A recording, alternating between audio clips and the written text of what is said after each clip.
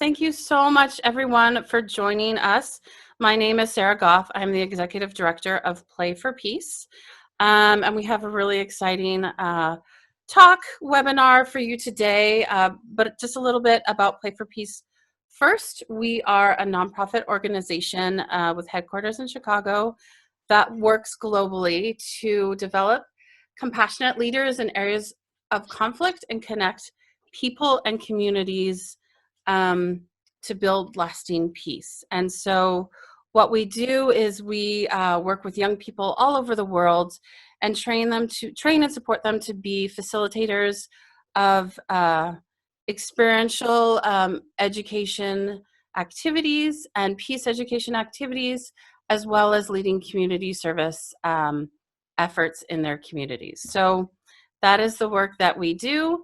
And it's been quite a shift.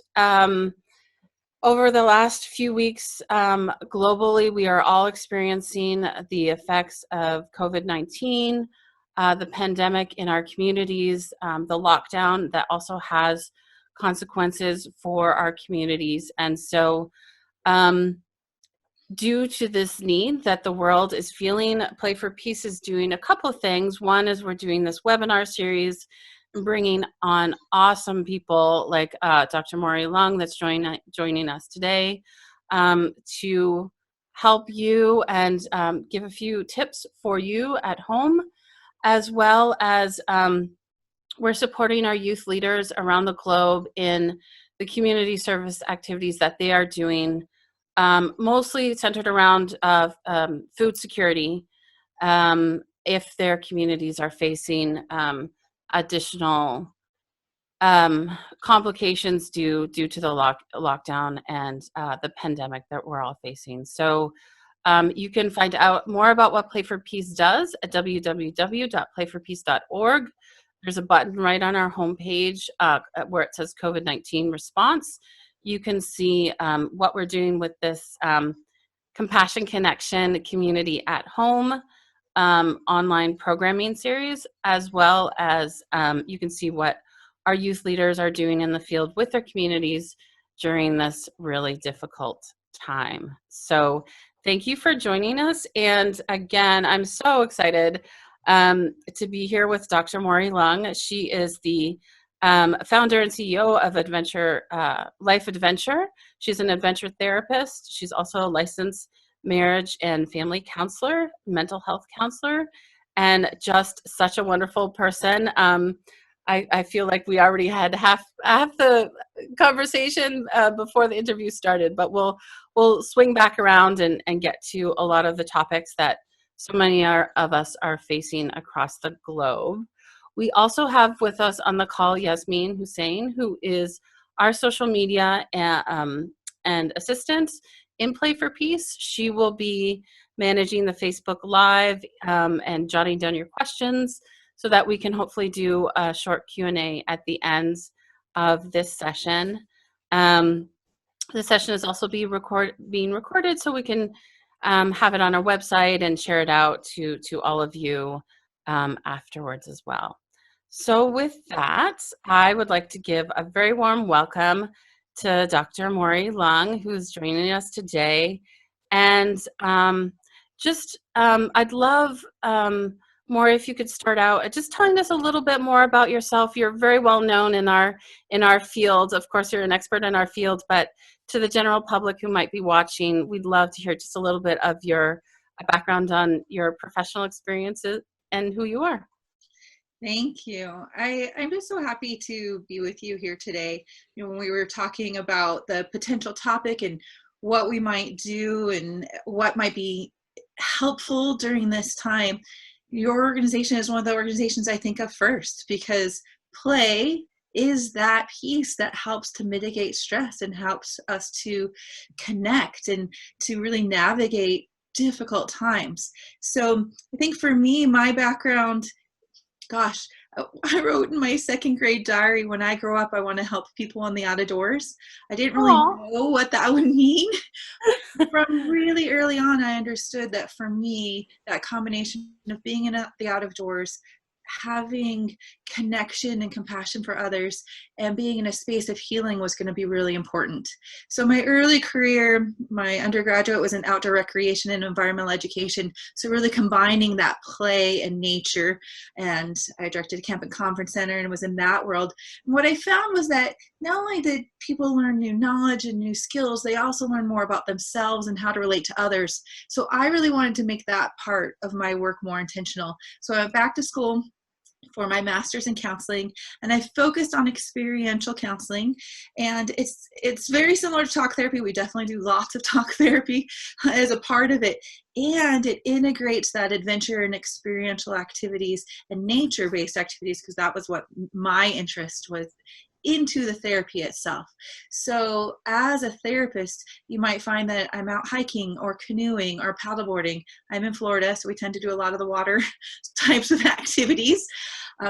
That using those things to not just mitigate stress and to gain coping strategies, but our hope is through therapy that you're learning coping strategies to deal with difficult situations, like right now. Yeah. And then the rest of the time, you're learning how to thrive in your life. And there's a difference. I really want people to have a life that they thrive from, not one that they have to cope from. And then we get into something like this global worldwide pandemic, and we all are back to coping. So after my degree, and I found that I just really loved working with people in that process of change, and where I was living and working was with just a really diverse population. I wanted this type of work to be able to not just do some of the healing, but some of that restoration of dignity, so some of the social justice pieces. So I went back to school again for my PhD in clinical psychology, and I focused on the cultural relevance of the use of adventure and nature for positive life skill acquisition. As you know, you don't That was the use your title. dissertation title. Well, it's very apt. My dad likes to say, that's a lot of education to climb a tree. Like, yes, but we're doing it with purpose and relevance. And so you can see, like, from second grade on, it just kept developing this theme of play and adventure and nature and healing and restoration of dignity. So I ended up opening up my own community counseling center. That's what I have here in Florida. And then I also am associate faculty, and I oversee the adventure therapy and ecotherapy programs at Prescott College. So I get to have kind of both of those worlds of teaching new counselors how to integrate this, as well as having that direct service too. And then, of course, balancing all of that, as you know, partner and I have a 7-year-old and triplet 5-year-olds, and Wow. that gives me lots of adventure and play. I have to tell you, 5-year-olds are a really good reminder of how play mitigates stress. So as you probably know, for most children, if you're dealing with grief or trauma or stress, they kind of go in and out of being upset, maybe tantruming, maybe agitation, maybe crying. And then, 10 minutes later, they're like laughing and tumbling and coloring. And it's a little bit jarring because we as adults tend to sustain our feelings or responses a little bit longer or over time, or we feel them both at the same time, right? I can both feel stressed and I can feel this playful moment. And kids are a little bit different. And so it has been a great reminder for me to stop and pause and let myself be immersed in some of those playful, joyful, maybe some unexpected moments. I think you've heard me talk a little bit before that I really believe that we can cultivate joy and create opportunities for these little moments of joy, even when our life is truly difficult. And people are having a variety of experiences right now. I saw the other day where we were describing that we're all in the same boat, but we're all experiencing different storms. For some of us, it might be sprinkling. You're like, oh, I love this time at home. I have a new hobby. For some of us, it's raining a little bit harder, maybe thunder and lightning. For some of us, we're in the middle of a hurricane. And so although we are all experiencing this pandemic, the way of our experience, it could be really, really difficult. That is such, I've actually heard that also with the analogy of the boat being different. So we're Well, all great. yeah, experiencing the storm, and some of us have, a little raft with a lot of holes, and some of us have, a couple paddles to help us move along, and some of us have like a more luxurious yacht. And I think that um, that is what I'm seeing, a little bit of an additional stress for people is we're all going through this global experience of the pandemic, of sort of a lockdown in some areas, some stricter in some others. Um, but the conditions in which certainly like our youth around the world, their conditions were often very precarious anyways. And so facing this pandemic on top of it, um, is just an additional stretch, which is beyond, uh, you know, beyond what some of us who do have a safe home and secure food, at least, with us as well. Um, but yeah, I think that's an important, that the storm and boat analogy on both sides is just really important, because I think the compassion towards one of each other, expressing what we feel regardless, where we are on the spectrum, is Yeah. just really key right now. I don't know. Um, Maybe you have a suggestion about, or a tip about being compassionate as people are weathering the storm differently. Yeah, so I do believe that it's helpful for us to keep in mind that we have this shared experience. We are Hmm. having a shared human experience, and we all have different stories. Yeah. So that piece, sometimes just that frame, can help us to create a little bit more space for us to have compassion for others. I think the other really basic tip that we do anytime that can be helpful for trying to have compassion with someone else is assume positive intent. Most Mm, of us, when we do some sort of behavior or something is happening, it makes sense to us at the time. right. So in that moment, whatever was happening, whether we were stressed or we thought something else was happening or we were distracted, at that moment, it made sense. Yeah. And so even if I wouldn't make that same decision, or if I was impacted by that decision, understanding that there was a positive intent and that it made sense, create some place for commonality, and or at least some common ground between us, and then we can move on. So if we have a difficult interaction, whether it's with a person or with a child, coming from that frame of like, oh, it makes sense that this is what happens. My 7-year-old was building, he loves the Lego building, and the 5-year-olds really want his attention, and sometimes they're not very gentle about it or patient about it. And one of them like kicked this Lego project that he had been working on for hours. And I don't know if you work with Legos, but they are not my favorite thing. It is a great place for me to learn how to be patient and practice and rehearsal of behaviors and stay attentive. And some people just really connect them. Well, he just got so mad. He stood up. Well, first he said, I'll be back. I have to go regulate. That's what happens when you have a child of a therapist. Yes. But yeah, because we recognize that when we're responding to something, we get dysregulated. And when we're dysregulated, our emotions are flooding our brain and we're not able to make compassionate responses. It is difficult for us to access our coping strategies. For most of us, if we're dysregulated, that part of our brain is just going to fight, flight, or freeze. And if you did a brain scan, you would see like it dark in that place of like library of resources where what have we done before, or what are these skills? But part of our brain is shut down because we really are in that fight, flight, or freeze. And so learning how to regulate yourself, or learning how to co-regulate with others as a parent or as a person who works with kids, oftentimes I'm trying to get them to regulate with me, is super important. And we know regulation is 2 to 7 minutes of anything rhythmic and repetitive. So mindfulness, the breathing piece is really helpful. Pacing, if you think about it, when you get agitated and you're pacing back and forth, you're regulating.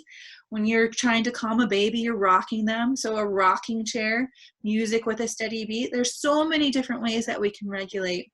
And I find that with my children, they respond differently. Some of them like a physical response. Some of them like the music, they're more auditory. So I want to give them that chance. But anyway, so he got up to regulate. He comes storming over. He gets a drink of water and he's like breathing and he's pacing a little bit. And then as he calms down, and I'm just staying with him, and as he calms down, he says, I just want to say that I'm a constructionist and they are destructionists.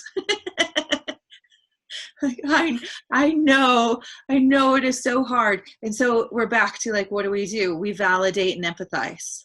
Right. So it is really hard. It makes sense that you be upset. You spent all this time building something and it got destroyed. That makes sense to me why you're upset. I appreciate that you didn't lash out at them. Like, so I want to reinforce our values, right? And I'm wondering what we need to do next. And so I don't want to give him the solution, because problem solving is part of resiliency. We want that piece in there if we can. And he decided he was going to go back and reassure them. So he said, I know that you want to play with me and I wanted you to wait. So now I need you to help rebuild my part of the model, and then we can do something together, which I thought was just really sweet and kind. Yes. So I think, those kinds of tips of how do we regulate, how do we co-regulate with somebody else when we're upset, to take our own time out. I've really learned that I don't give my children time out. I give myself a time out. When I'm that upset, I don't, or if my kids are that upset, I don't want to put them on a timeout where that, isolates them. You're having these big, scary feelings, and now you're going to be all by yourself without your sense of security. We do time ins. So my kids will come and sit with me. I'll say, these are big, scary feelings that you're having. I am right here with you. I will not leave you alone. And I co-regulate with them, or try to get them to regulate, either way. Once they're calmed down, then we can go back and reinforce, what are our boundaries? What are our settings? Where do we go from here? How do we re-enter play?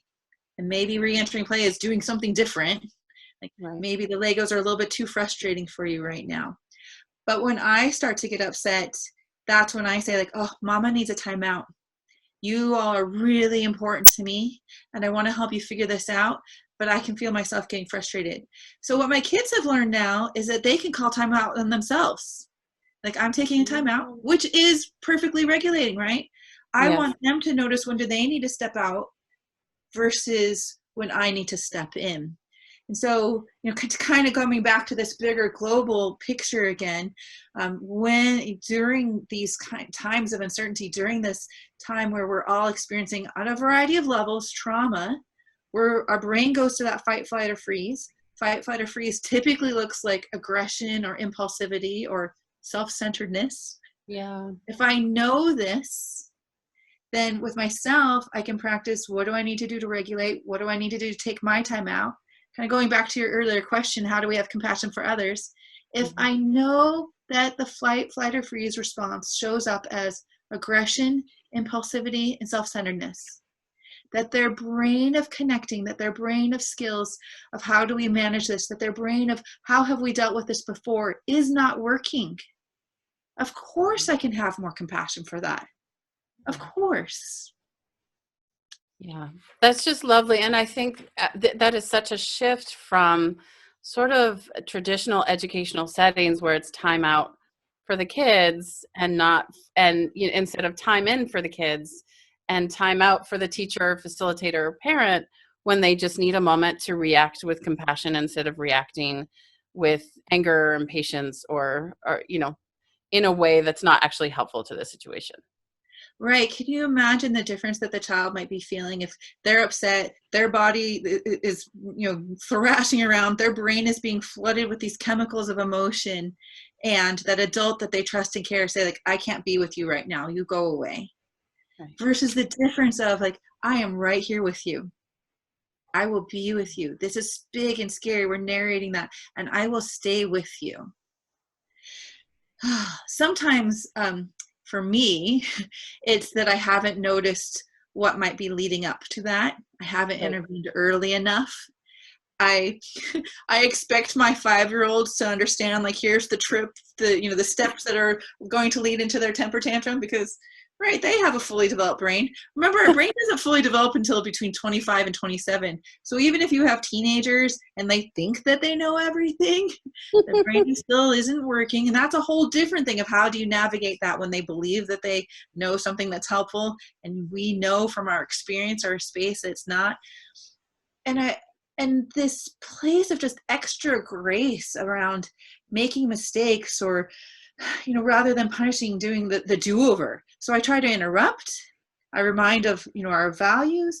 I try to include like we know that we help each other.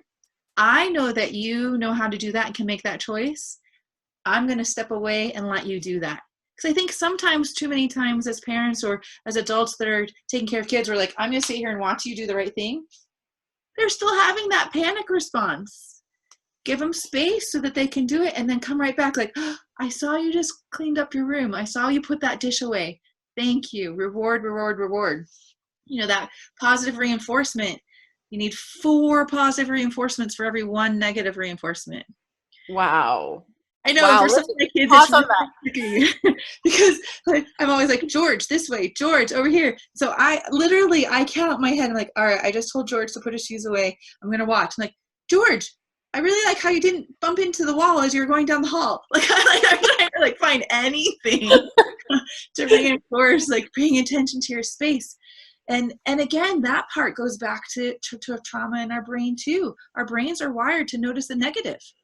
It would Right. be dangerous for us to not assume that there's a saber-toothed tiger out there. Because if we assume that there's a saber-toothed tiger, we're protecting ourselves. That's what fight, flight, or freeze is. We're protection. And we will make it to the next day. If I think that there's not, and I go out there and there's a saber-toothed tiger, I get eaten. And so we are wired for negative, which means that we have to intentionally look for that positive. And we learn through the positive. I think the other piece that, as we were talking just now, is I try to think, what is it that I'm trying to teach? And is this the best way to teach it? Mm-hmm.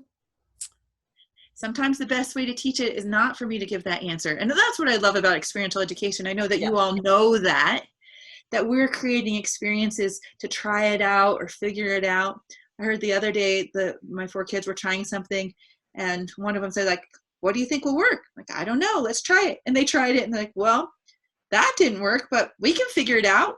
And I love that they're not afraid to try something, notice that it didn't work out, but believe that they will figure it out.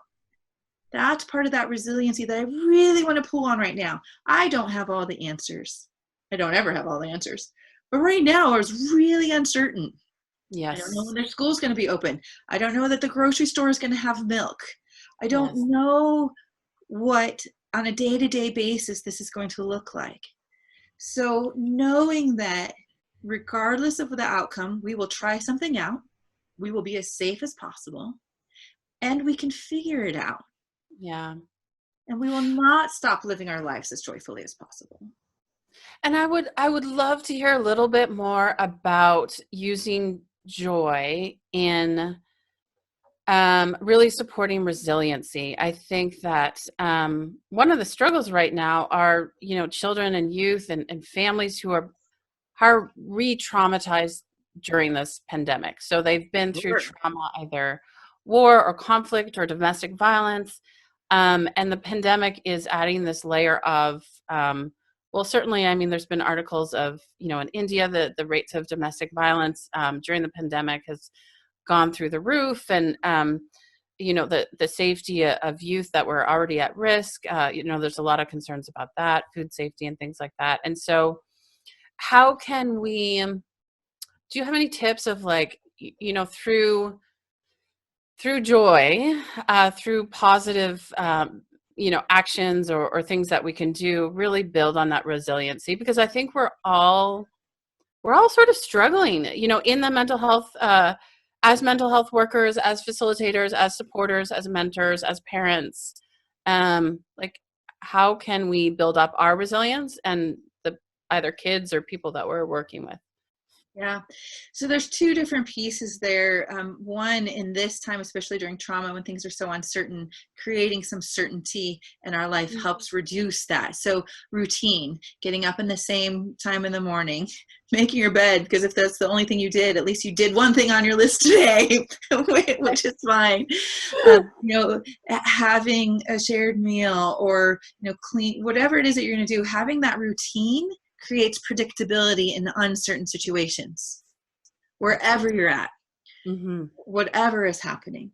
Um, then we know that joy, the research tells us lots about how different ways that joy can show up. We know that joy happens with nature. If you can get outside, I was talking with someone the other day and they had not been outside in the sunlight in 3 days. Wow. And so being out in the sun, that has vitamin D, that helps with fatigue.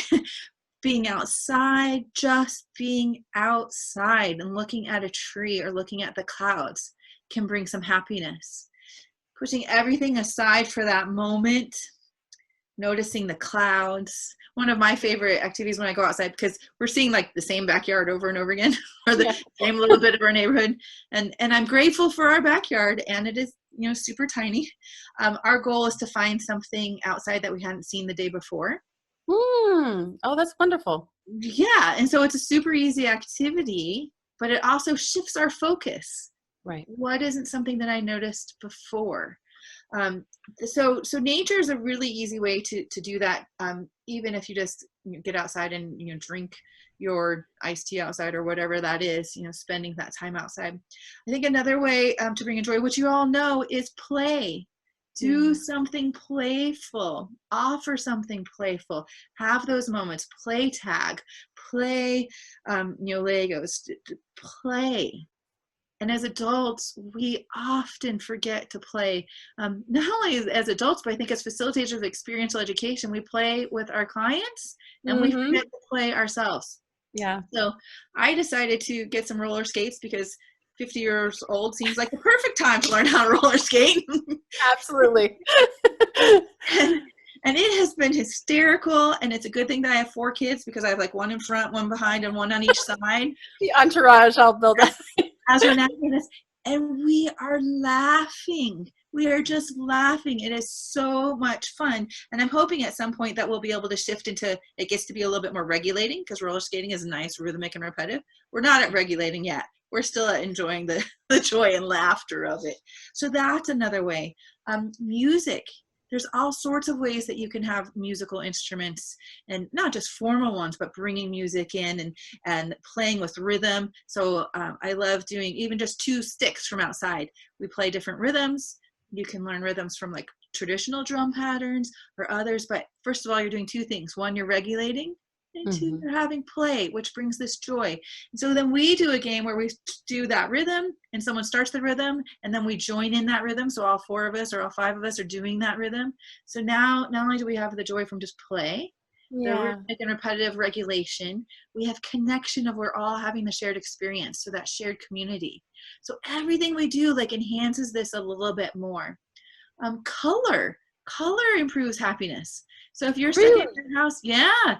And weirdly enough, light on color also increases joy more. Okay. So yeah, so to me that's fascinating. But if I think like, oh, my office, if it was in my space is all beige, maybe I do need color. I wear black all the time, because I've learned with triplets that it just hides everything then, because who knows what's on their hands when they reach out to hug me. And putting in that color, making sure that there's color around me helps. Again, another thing that you can do outside is do a color hike. Everyone noticed something that's green. Everything knows something is red. We're bringing that in. We have long known that gratitude helps to bring joy. And gratitude is different than appreciation. So appreciation, like I can appreciate the impact of something that you did that helped me. A compliment is just like, hey, I love that scarf. Well, both of those are fine.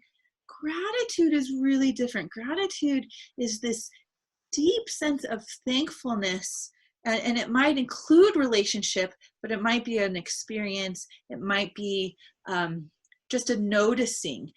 And I want to be careful here, because sometimes my clients shift into the, well, it could be worse. which is really a terrible thought because, first of all, it could always be worse. You could Yeah. be in Antarctica without a parka. Like, it can always be worse. Everything can Right. always be worse. And the issue with that is it dismisses the difficulty and pain that you're experiencing because someone might experience something more or differently.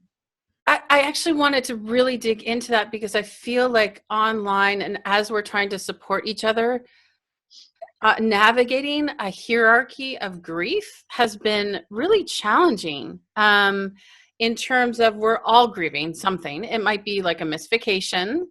It might be a loved one who passed away. It might be a loss of a job. It might, so it might be, not having access to food. I mean, there's such a range. Again, it's like this range of how our life is being affected right now. And how do we allow ourselves to grieve in our space, but then also, be empathetic and compassionate towards others who are facing, circumstances that are more difficult? Yeah. So first, both is true. You can both experience grief Mhm. and joy at the same time. You can both experience this heavy difficulty and notice this with somebody else. Mhm. So the more that we can have that shared experience, the more that we can create space and hear people's stories, that helps. The more that we can have grace with ourselves. Wednesdays are my busiest day. So we now have finger food only Wednesdays so that I don't have any dishes because I just Oh, cannot manage that. And little kids think it's fine. And I shared earlier before we got on the call, like sometimes the path of least resistance is the right choice. When, for many of us that are trying to manage homeschooling, I don't refer to it as homeschooling. I refer to it as crisis schooling. yeah. Homeschooling is an intentional choice. Right. Yes, It has exactly. supports. It has a person that's interested in having that role. It also Yeah. has access to more things than just what we have online. Right. What we're experiencing right now is crisis schooling. Right. And some people have experience with that because if you're part of a refugee or if you're a migrant worker, if you're always in crisis schooling. Yeah. So what I have come for myself is, of course, I want my kids to learn their math and their reading. One of mine asked this morning if she could have reading glasses. I'm like, I think your vision is fine. Because no, I don't understand the words on the page. I'm like, oh, baby, you have to learn how to read. Reading glasses will help with that. And so, right, we're back to that moment of joy, right? There's that little bit I can bring to, even though like, oh, this is heavy. I'm supposed to be teaching my 5-year-olds how to read. But what I know about learning, what we all know about learning, is if our basic needs aren't being met, if we're not connecting with others, if I don't have this courage and confidence to go through my day, we're not going to be in this place of learning. So Right. my goal for the day is to make sure that I give my kids this like vitamin compassion. I spend 10 minutes where all I'm doing is being super attentive on that. And I'm imagining like all this compassion and love that's going to them. That's going to mitigate that piece more. And then they're ready to learn. Otherwise, they're like clinging on me and hanging on me, and they want that reassurance. Yeah. So recognizing that, and so then I can do that with other people, right? If I can give other people 3 minutes of undivided attention, Mm-hmm. then we might be able to hold space for them. I don't have to solve their problem. Validating and empathizing is huge. Witnessing someone else's story is huge. It can be different than mine. Right. Right. And I think that, that really does bridge all of compassion, connection, and community, because in our communities, even in our smaller local communities where there's more of a similarity of experience than maybe sort of globally, we are experiencing all of this differently, Yeah. right? And so if we're able to validate and empathize, and witness stories within that, but also share our own story. I think that's the other part is, I've heard a couple people say, well, I know so many other people are suffering. I am right now, but I don't want to reach out because I don't want to, I'm not suffering as much. Or, um, That's that when, crystal piece, right?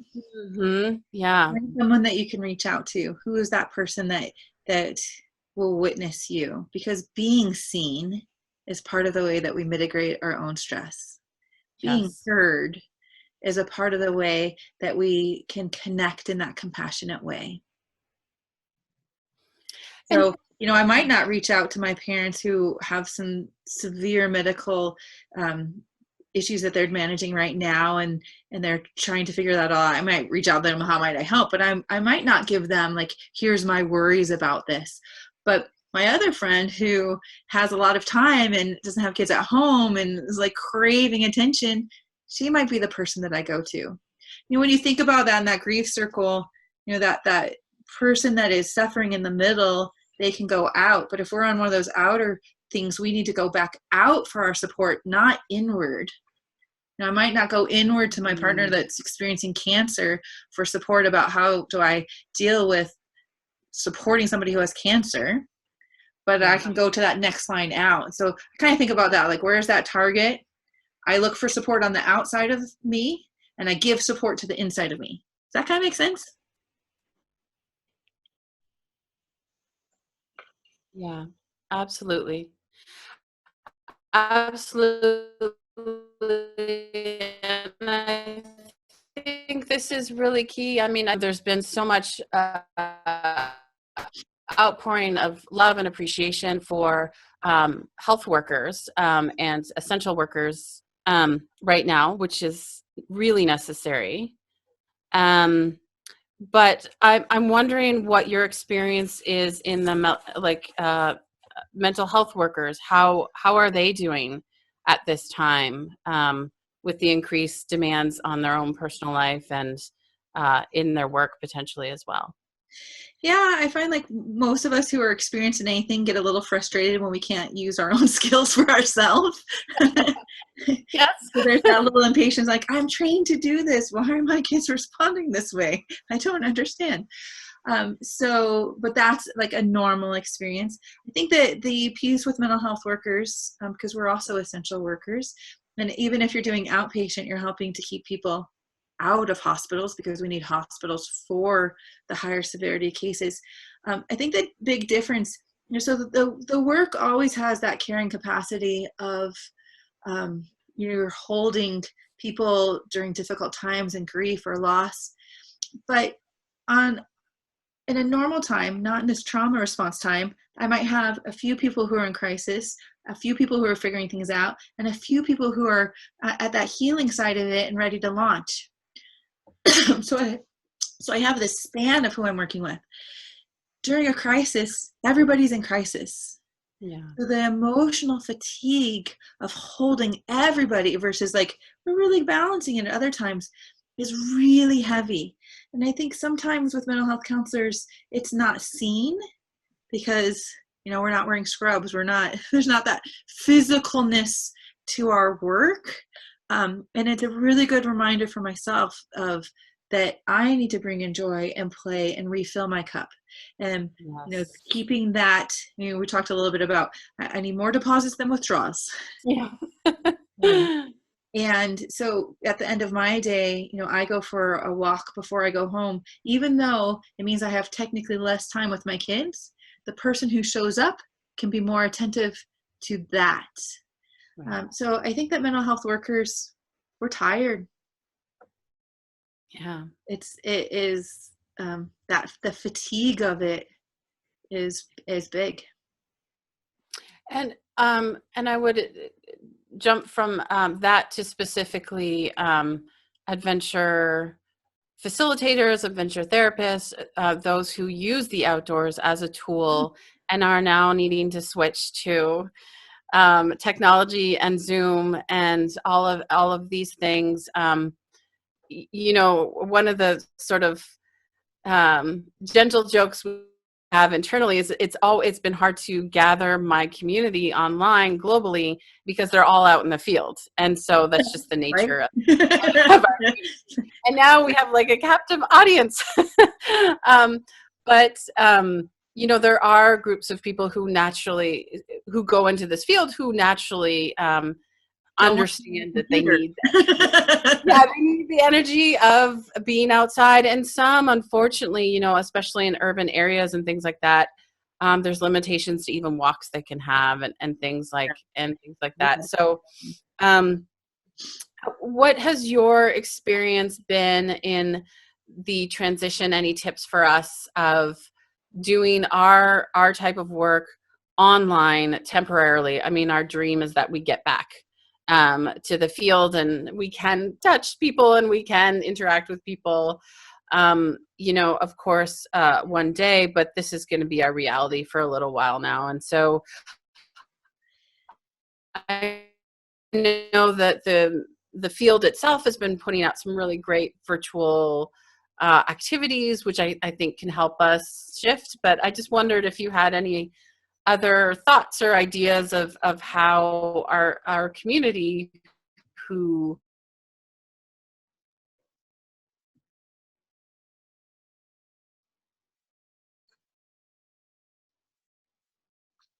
Oh, I think we lost her. But if you so great. It's good to know that you're there. I can Yeah. Here you are. So I think our community as a whole in the adventure education, adventure therapy, adventure recreation, like this is going to be big. I think this is going to redefine who we are. I worry that programs aren't going to make it through. I think that this is really a big piece. And so I try to set that part aside and like, what does it mean for me today? I know that, typically 80% of my day is outside. And now 80% of my day is on a phone or a computer. So I do try to take my work outside if possible, if I can be outside, just to give that flavor to it. I think adding experiential moments versus just the talking can be really helpful. So making everything that we do as interactive as possible, which we normally do. And somehow, like, wait, we have to be here. I'm not able to do that anymore. But even, little activities can be done. Like, I think the perspective circle activity. I'll just do it really quick. So take your index finger and you draw a clockwise circle on the ceiling, right? And then when you move it down and you look at it, it's counterclockwise. It's that shift of perspective. But even just doing that activity during a meeting can help us. I also am a little bit hopeful because I think that using some of this technology might increase the continuum of people that I can access or those moments that I can access. So I know that when this is done, I will use technology more than what I did before because I found some ways that it can integrate and support. It will never be my primary way of work. I was telling someone the other day, I'm like, I've confirmed that I'm definitely not a talk therapist. I am an adventure therapist. And they're like, well, haven't you been doing this for almost 30 years? Like, were you confused? I'm like, no, I wasn't actually confused about this, but it is definitely confirmed. That being said, I do find that we might be able to use it in a way that enhances and supports us on a broader span. And for many of us, we're grieving that right now. Yeah. The grief and loss on the other side of this, I think, will be big. Do you see if it can be done in a way that brings us to another level of togetherness? I mean, today's Earth Day, right? That we're celebrating here, and if it's hard sometimes to only focus on the silver linings, but I mean, one potential silver lining is sort of this appreciation of being together, of the earth, of all of this, and potentially seeing the value of some of the work like we do in the field can be one of those silver linings. Yeah, and I kind of like think of it as that we in experiential education are growth oriented. So we're constantly looking at what am I learning from this? How am I moving forward? And so, again, I don't want to dismiss. I want to be really careful about not dismissing our experiences. And we are growth oriented learning people. I also find that someone I heard the other day is calling this the great pause. This great pause might help us to reinstill hope that we can shift in a way. So, my hope is that this is a turning point. I'm really sad that it took a pandemic to create that, but my hope is that this is a turning point in how we connect and reach out and take care of and understand and support and truly have compassion for one another. Like, wouldn't that be amazing to say, like, I remember the great pause, and that is when we started to shift as a community.